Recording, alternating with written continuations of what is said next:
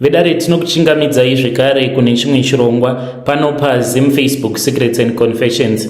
Tadzoka zvekare nemamwe messages. Regedzai tibva tapinda messages edu atadzoka takakubatirai. Message yedu yokutanga yakamira sekudai so.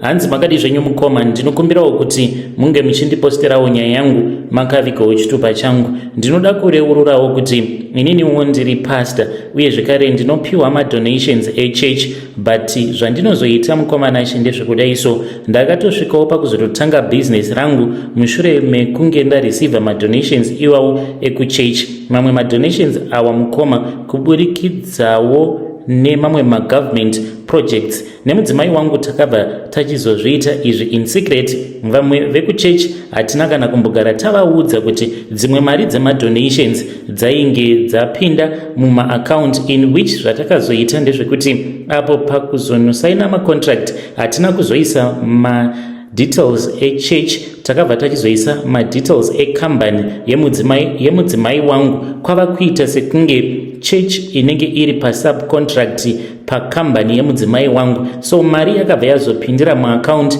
yemudzimai wangu. Kwava kutora mari iya uye zvekare tikabva tachizopiwa nehuku, ndokubva tachizototanga business redu rekupfuwa huku. Kutaura kudai so mukoma nemudzimai wangu, dzimwe nguva tinokwanisa kutova nehuku dzinenge dzichitosvika kana kuma 28 kana kuti 30,000 chickens that we do supply. And project iri rainge riri project rekubatsirawo avo vanotambudzika, asi takabva tatoona kutoti nyika yedu kanyika kedu aka kanotoda kutoti unge uchitogara wakatovhura maziso. Paunenge wakwanisawo kuwana mukana, chishandisa mukana wacho iwoyo. Handiti vanoti mbudzi inodyira apo painenge yakasungirirwa. Zvino isuwo takaonawo kuti apa ndipo pane mukana wedu wekubudirira. Kutaura kudai so, titori nemamwe macompanies avo atava kutotanga kutaurirana navo vanoita importing and exporting new business ventures. Ndiyo confession yangu iyo yandinayo. Handiti tinenge tichizamawo kuti tinge tichiraramisa mhuri here, nekuti kana ukapusa mhuri inofa nenzara. Hey vedare, ndo message iyo yandakatumidzirwa ichibva kuna vamufundisi avo. Zvakangooma hazvo veduwe. Strange things indeed they do happen in this world. Sandizvo here zvakazokonzeresa kuti vaTrump vange vachizoti no more US aid, because zvinhu zvacho zvemadonations zvinenge zvichifanira kuti zvinge zvichizosvika kune vanhu vanotambura. Zvinhu izvozvo zvinobva zvazongotorwa nevanhu vanenge vagara vaine mari dzavo. Hanzi chikafu chaiuya matanzi nematanzi, tobva tatoendesa chikafu chechiya kune mamwe mamills, then tichitotengesa kana chiri chibage tichitoita mari, tobva tazogoverana nemamwe macompanies akasiyana siyana. Zvakangooma hazvo veduwe. Regedzai tibva taenda panyaya yedu inotevera. Nyaya yedu inotevera yakamira sekudai so. Hanzi mukoma nashi, ndinokumbirawo kuti munge muchindiposterawo nyaya yangu makavigawo chitupa changu. Mukoma nashi, ndoda kureururawo kuti ma-in-laws angu ndiwo akaita kuti ndige ndichizosvika pakurambwa nemurume. Mushure mekunge ndarambwa nemurume ndakarwadziwa kwazvo, ndikabatikana ndikabva ndati ava ndinoda kuvagadzirira good size. Ndakabva ndachizoenda kune vamwe madzimai, but ivo vanoita zvekusanganisa zvechivanhu uye zvekare vachiita zvekumasowe. So vakabva vachizoenda neni kumadziva, vakabva vachizonditi vainge varatidzwa muvision kuti painge pachifanira kuti pange pachizoitwa a go back to sender. Zvechokwadi a go back to sender yakabva yachizoitwa paya. Mushure mekunge go back to sender yaitwa, ndakabva ndachizopiwa bakatwa iro randakanzi ndige ndichizosiya ndabayirira pane umwe muti. Izvi takazviita tiri musango.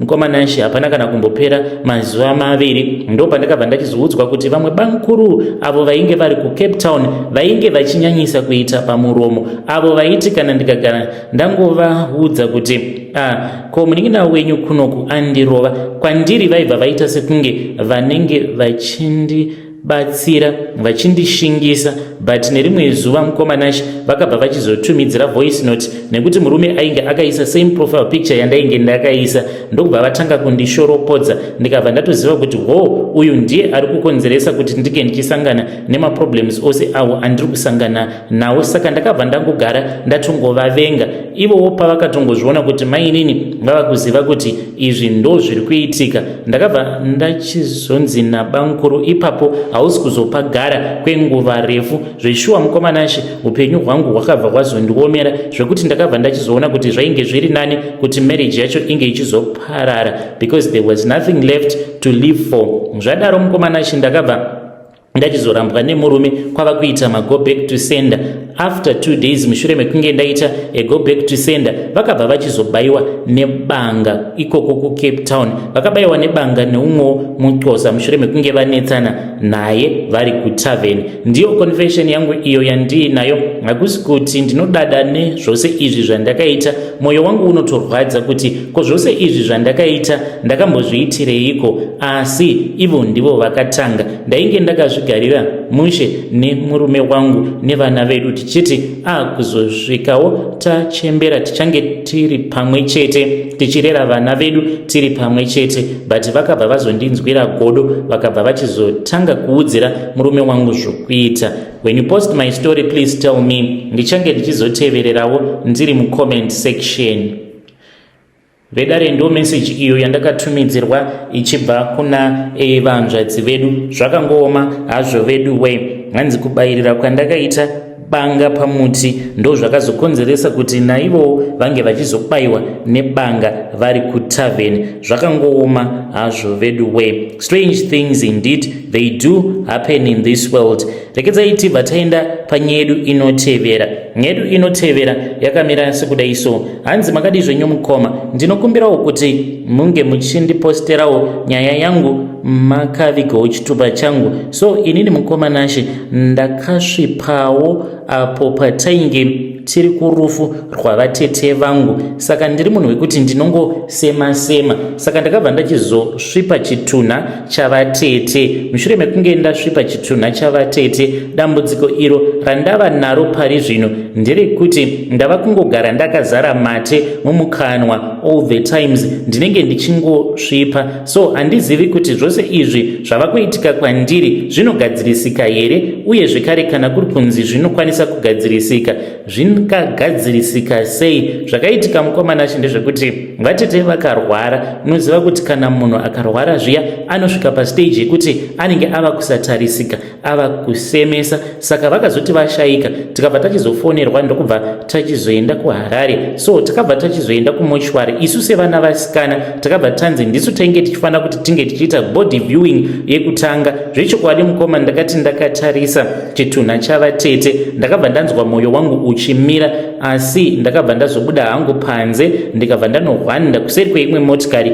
kwava kusvipa. Asi ndakati ndasvipa kudaro, ndichisvipa zimunhuwiriya randainge ndanzwa mumochwari, uye zvekare vatete vangu mukomanashi mafiro acho avainge vakaita vainge vachityisa. Vakafa vakaita kuvhura maziso, apa mazino zvaainge akaita kuita sekunge vakatozvidambura rurimi, zvainge zvichityisa kani, vakazviruma malipsi avo. Ameno zvimwe kuda pavakazonofa vainge vachirwidzana nechavaiinge vachirwidzana nacho. Saka zvainge zvichitongondisemesa. Apa ndiri munhu wekuti ndine disadvantage yekungoti padiki mwoyo wangu unobva watomira.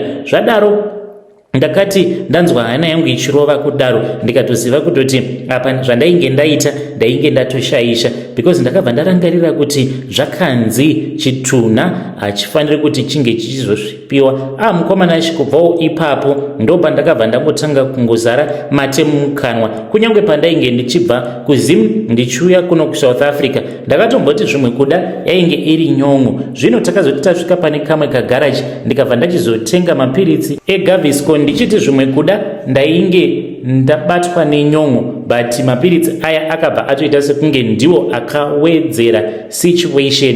Kutaura kudai mukomanashi ndinotofamba nditori nekaspitting cup ende ndatova neproblem yekuti ndinogara ndiine dehydration because ndiri munhu anongogara achingopfira mate sezvinoita mukadzi kana aine pamuviri. Mate acho andinenge ndichipfira anenge achinhuhwa mukomanashi zvekuti kana ukada kuramba wakamachengeta uchiti handingambopfiri mate awa unobva watonzwa mwoyo uchitomira kutoda kutorutsa chaiko. Saka ndikutsvakawo help. Kune mahome remedies here andinokwanisa kushandisa kana kuti ndinofanira kuti ndinge ndichikumbira vatete vangu ruregerero nekuda kwezvose izvi zvakaitika. Dambudziko riripo nderekuti family yedu haina kubatana. Dai kwanga kuri kunzi tiri vanhu vakabatana, ndingadai ndakatsvaka vanhu vakuru vekuti ndaivaudza zvose izvo zvakaitika. But dambudziko ndiro romukomanashi kuti mumhuri medu mune zvipoka. Saka kana ndikagara ndataura nezvayo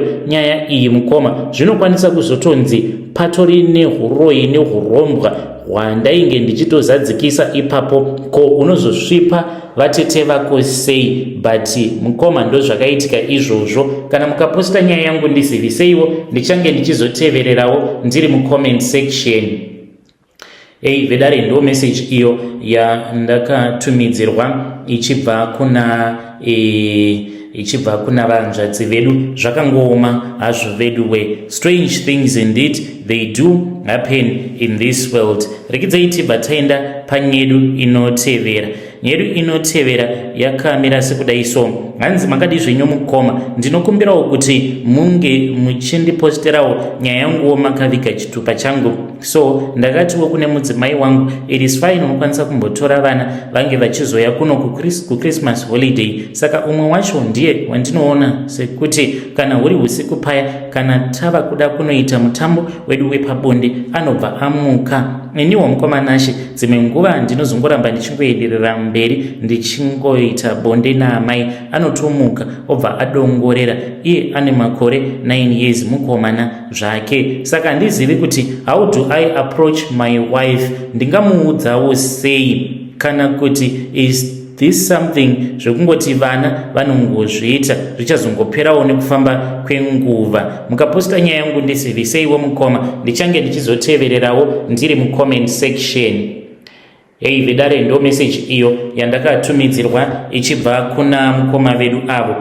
Zvakangooma hazvo vedu we. Awa ndivo anonzi ma1. Ndipo paya pekuti mwana zvino anozoti ava nevamwe vake vachitamba. Zvose izvo zvaanoona muchiita namai vake, zvino izvozvo ndo zvaanozotanga kudzidzisa zvekare vamwe vake. Saka ngatizamei kuti tinge tichitaura navo mucomment section mukoma vedu ava. Strange things indeed they do happen in this world. Rekezai tibva taenda panyedu inotevera.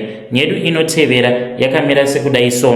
Hanzi makadi zvenyu mukoma, ndinokumbirawo kuti munge muchindiposterawo nyaya yangu makavigawo chitupa changu.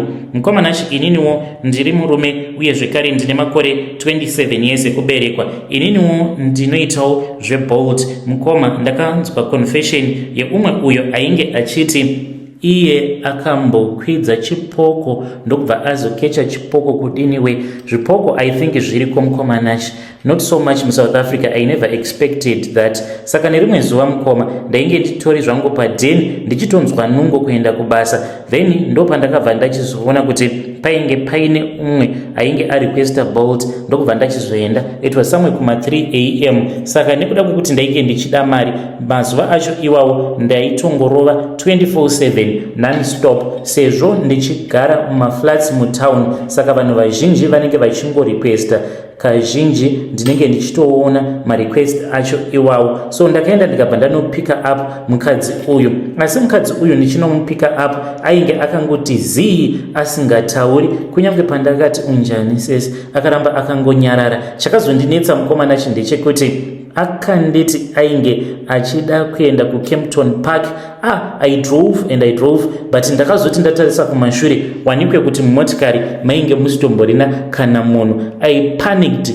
mukoma Nashe. What I saw was that there was a handbag, mainge muine handbag aka kainge kaine 1000 rands. Ndakazotora mari iyi ndikati zvimwe kuda achazondifonera zvake, but ndaike ndichingozvibvunza kuti munhu uyu aburuka motikari nguvai, because kana huri usiku inini seni zvangu handitombomiri. Saka ndaingoti pa each and every robot ndobva ndatongodarikira zvekuti there was no way that she could have gotten out of the moving vehicle. But ndo zvakatoitika mukoma Nashe. Vanhu vanokwanisa kufungidzira kuti ndiri kunyepa. Ndakazoti ndasvika kumba kuti mari iya zvose nechihandbag chiya ndakachishaya. Apa ndainge ndakatoisa chihandbag chiya ndainge ndakachiisa passenger seat, mari ndainge ndangoiisawo muglove compartment ndichiti kana akasandifonera zvinenge zviri zvekwake. Ndainge ndichitoti munhu uyu sezvo ndainge ndamupika up pane rimwe bhawa, it was obvious kuti ainge akadhakwa, she was not going to remember anything.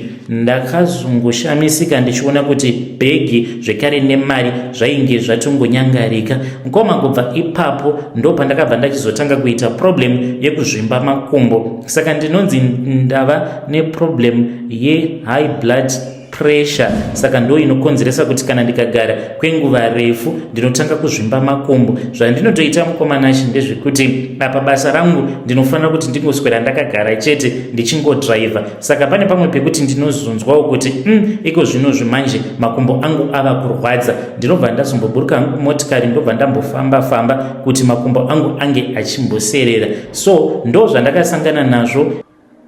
Pressure yandingori nayo ndiyoyo yekuti makumbo angu anopota achizvimba. Kana mukaposta nyaya yangu mukoma ndizivisei, ndichange ndichizotevererawo ndiri mucomment section. Vedare ndo message iyo yandakatumidzirwa ichibva kuna mukoma vedu avo. Zvakangoma hazvo veduwe, hanzi ndakakwidza chipoko muUber yangu, ndinoitawo zvekudriva maUber ndikakwidza chipoko. Mukadzi uya wandainge ndakwidza ndokubva atongonyangarika. Strange things indeed they do happen in this world.